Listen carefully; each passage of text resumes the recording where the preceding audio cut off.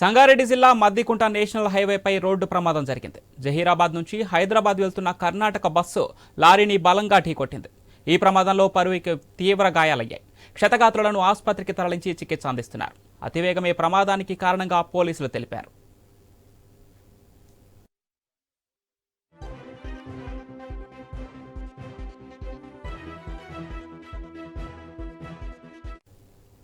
సంగారెడ్డి జిల్లా Maddikunta national హైవేపై road ప్రమాదం జరిగింది. జహీరాబాద్ నుంచి హైదరాబాద్ వెళ్తున్న కర్ణాటక బస్సు లారీని బలంగా ఢీకొట్టింది.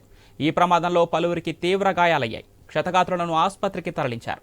అతివేగమే ప్రమాదానికి కారణంగా పోలీసులు తెలిపారు.